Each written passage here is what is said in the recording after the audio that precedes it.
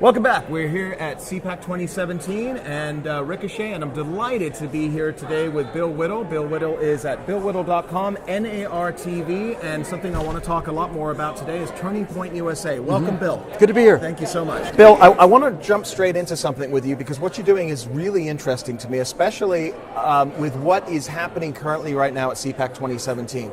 I have never seen more young kids with the millennial generation, which as conservatives we have issues with, populating this place. Tell me what your thoughts are and what you're currently doing right now to bring those into the tent. You know, I've done a lot of Tea Party events and Republican groups and stuff, and you look out there from the stage and you're looking at the audience and the average age is deceased. I mean, it's an older crowd, and what is so encouraging about this particular CPAC, aside from the fact that we're one for 8 years, there are so many young people here, and these young people especially have to be they have to have a lot of moral courage. It's hard to swim upstream even when you're an adult, but at these ages when you're teenagers, when you're trying to get your identity together, the ability for these young conservatives to face the kind of odds and the kind of intimidation they face at school is really, really tough, and they deserve a lot of credit. So what are you currently doing right now with Turning Point USA exactly? We just delivered 3 videos, and we're going to be doing a lot more, maybe as many as 20 or 30 more. I worked with Charlie Kirk before, and he's got an incredible organization. And Charlie said, hey, we'd love to have you do some videos for us. And he said, do you want to do safe spaces, or do you want to do freedom of speech on campus? And I realized, having spoken on a bunch of campuses and dealt with a lot of these socialists, I realized that I wanted to. They don't know anything about economics, and I'm not talking about high-level economics. They don't know about anything about how anything works. So they say they're socialists because they don't understand it. So I did one called Money, one called Socialism, and one called Capitalism, and they're single-issue, 3-minute little rhetorical hand grenades, so that when they get questioned on it, they've got some sort of structure and background. What is it you think, outside of the kids that are here today and those that you're talking to online, kids, my oldest is 16, and it's something we talked about on Ricochet recently. We have the millennial generation, many of them are social justice warriors, and they feel entitled, and we all have complaints about that, and we've discussed it ad nauseum over the past several years. What I'm starting to notice as a father is that the kids beyond that generation, I think they're calling it Generation Z now. That's right. Very conservative. My kids, they were fully on board for Trump. Absolutely. Without my.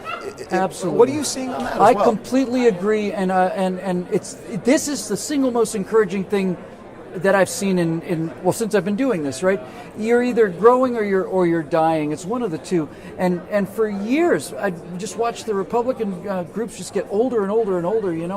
I'm 57. I'm only one of the youngest people in a lot of these things. Right. So to see these young people coming in is great. And I've heard anecdotally from a lot of people that this Generation Z, just kind of post-millennials, are much more conservative and much less indoctrinated. It's probably got to do with the fact that their older brothers and sisters have been living home, in the basement for so long, and it's just kind of tiresome and boring, this whole PC thing.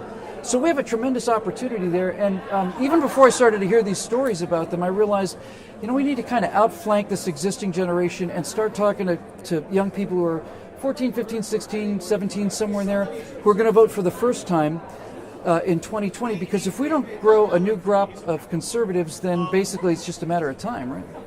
It's interesting because, when you're talking about that particular group, they are the kids of my generation. I'm a little bit younger than you, which is the Generation X, right, from 65 to 80. Right. Okay. Before that was the Boomers, That's which right. of you, You're the younger end of that. So did something happen with Look, listen, I graduated college into recession, and then as we're building up our careers, we had 2001, and then we had 2008, and so there's some timing issues. Do you see that they're coming from the parents for this Generation Z, or? That is a great question, and this is the kind of question we could discuss for hours and hours, but in a nutshell, I believe this to be basically true. So you got the greatest generation. They grew up during the Depression, incredible hardships, saw some horrible things, and then after that hit, next thing you know, they're going to fight wars in the Pacific and in Europe, and their best friends are turning into pink mist in front of their eyes. They've been toughened up by the Depression, and needless to say, what they did was just heroic. But I think when those people came home, those would be my parents. I think when they came home after the shock of World War II and the Depression, I think they just wanted to sit down and relax on the chair and watch Lawrence Welk and listen to Perry Como. Don't want any more loud noises. I don't want it because they've just had they're shell shocked. Right. Those people, my parents' generation, were terrific at fighting that war and terrific at hanging in there. But I think they came home pretty closed off emotionally. So that made the boomers very aware of absent parents, because most of our parents just weren't there. And so I think the boomers way overcompensated for what they didn't get when they were kids. Like, well, if my dad didn't come to my baseball games, then I'm going to go to every single one of my sons, and I'm going to be the coach, and it just went way too far, and it kind of hovered over them. Wow. But now we've got kids who are the descendants of Gen Y.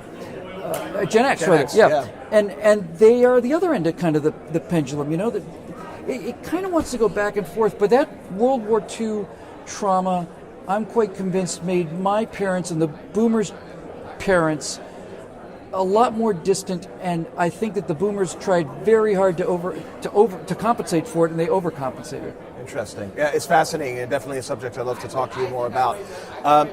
Getting back to CPAC here, real quick, the last question for you.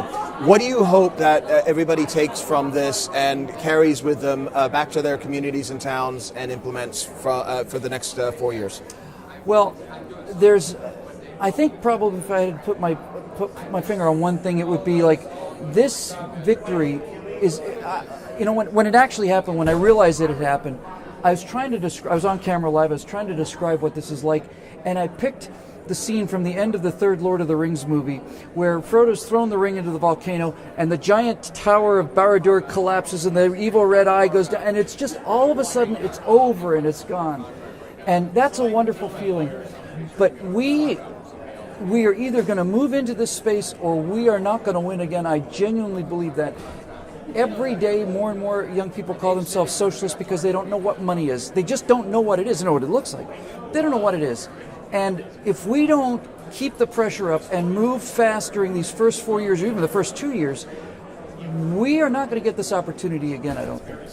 Well, let's hope we keep our eye on the ball and get things done. The good news is most people seem to be, I've never seen anybody, I've yet to run into somebody, won the election, nothing to worry about now. No, I've been to many conventions, and there's a feeling here of energy that I've never seen before. BillWhittle.com, appreciate it, Turning Point USA, and look forward to speaking with you again sometime. Thank you so much. Okay.